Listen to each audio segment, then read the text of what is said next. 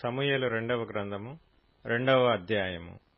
ఇది జరిగిన తరువాత యూదా పట్టణములలోనికి నేను పోదునా అని దావీదు యెహోవా యొద్ద విచారణ చేయగా పోవచ్చునని యెహోవా అతనికి సెలవిచ్చెను. నేను పోవలసిన స్థలమేదని దావీదు మనవి చేయగా హెబ్రోనుకు పొమ్మని ఆయన సెలవిచ్చెను. కాబట్టి యెజ్రెయేలీయురాలగు అహీనోయము కర్మెలీయుడగు నాబాలుకు భార్య అయిన అబీగయీలు అను తన 2 భార్యలను వెంటబెట్టుకొని దావీదు అక్కడికి పోయెను. మరియు దావీదు తన యొద్దనున్న వారినందరినీ వారి వారి ఇంటి వారిని తోడుకొని వచ్చెను. వీరు హెబ్రోను గ్రామములలో కాపురముండిరి.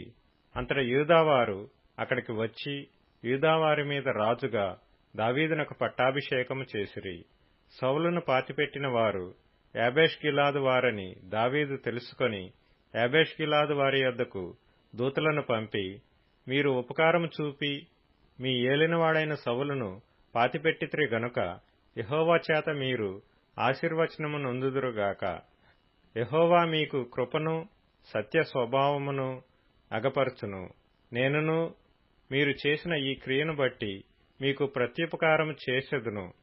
మీ యజమానుడగు సౌలు మృతినొందెను కాని యూదావారు నాకు తమ మీద రాజుగా పట్టాభిషేకం చేసియున్నారు గనుక మీరు ధైర్యము తెచ్చుకొని బలాఢ్యులై ఇండుడని ఆజ్ఞనిచ్చెను.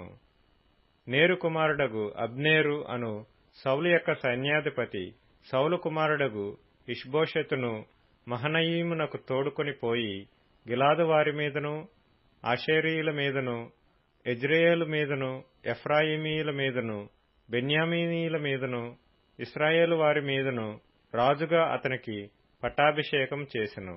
సౌలు కుమారుడగు ఇష్బోషెతు 40 ఏండ్ల వాడై ఏలనారంభించి 2 సంవత్సరములు పరిపాలించెను. అయితే యూదావారు దావీదు పక్షమున నుండిరి.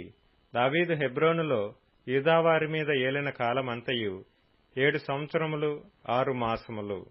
అంతలో నేరు కుమారుడగు అబ్నేరును సౌలు కుమారుడగు ఇష్బోషెతు సేవకులను మహనయీములో నుండి బయలుదేరి గిబియోనునకు రాగా సెరూయా కుమారుడగు యోవాబును దావీదు సేవకులను బయలుదేరి వారినెదిరించుటకై గిబియోను కొలనునకు వచ్చిరి.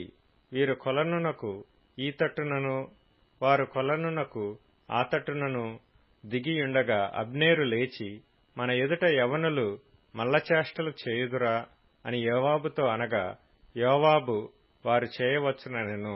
లెక్కకు సరిగా సౌలు కుమారుడగు ఇష్బోషెతు సంబంధులైన 12 మంది బెన్యామీనీయులను దావీదు సేవకులలో 12 మందియును లేచి మధ్య నిలిచిరి.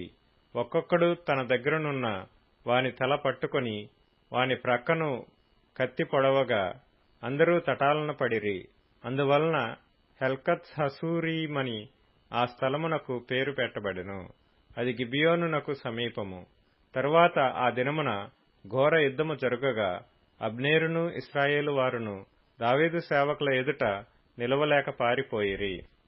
సెరూయా 3 కుమారులగు యోవాబును అబీషయ్యును అశాహేలును అచ్చట నుండిరి. అశాహేలు అడవిలేడియంత తేలికగా పరిగెత్తగలవాడు గనుక అతడు కుడితట్టైనను ఎడమతట్టైనను తిరుగక అబ్నేరును తరుముచుండగా అబ్నేరు వెనుకకు తిరిగి, నీవు అశాహేలువా అని అతనిని అడుగగా అతడు నేను అశాహేలునే అనెను. నీవు కుడికైనను ఎడమకైనను తిరిగి యవనస్తులలో ఒకని కలుసుకొని వాని ఆయుధములను పట్టుకొమ్ము అని అబ్నేరు అతనితో చెప్పినను అశాహేలు ఈ తట్టైనను ఆ తట్టైనను తిరుగక అతని తరుమగా, అబ్నేరు నన్ను తరుముట మాని తొలగిపొమ్ము. నేను నిన్ను నేలకు కొట్టి చంపిన ఎడల నీ సహోదరుడగు యోవాబు ముందు నేనెట్లు తలనెత్తుకొనగలనెను. అతడు నేను తొలగననగా అబ్నేరు ఈటె మడిమతో అతని కడుపులో పొడిచినందున ఈటె అతని వెనుకకు వచ్చెను గనుక అతడు అచ్చటనే పడి చచ్చెను. అశాహేలు పడి చచ్చిన స్థలమునకు వచ్చిన వారందరూ నిలువబడిరి గాని యోవాబును అబీషయ్యును అబ్నేరును తరుముచు గిబియోనను అరణ్య మార్గములోని గీహ ఎదుటి అమ్మా ఎను కొండకు వచ్చిరి. అంతలో సూర్యుడు అస్తమించెను. బెన్యామీనీయులు అబ్నేరుతో గుంపుగా కూడుకొని ఒక కొండ మీద నిలువగా అబ్నేరు కేక వేసి, కత్తి చిరకాలము భక్షించునా, అది తుదకు ద్వేషమునకే హేతువగునని నీవెరుగుదువు గదా. తమ సహోదరులను తరమవద్దని నీవెంతవరకు జనులకు ఆజ్ఞ ఇయ్యక ఇందువని యోవాబుతో అనెను.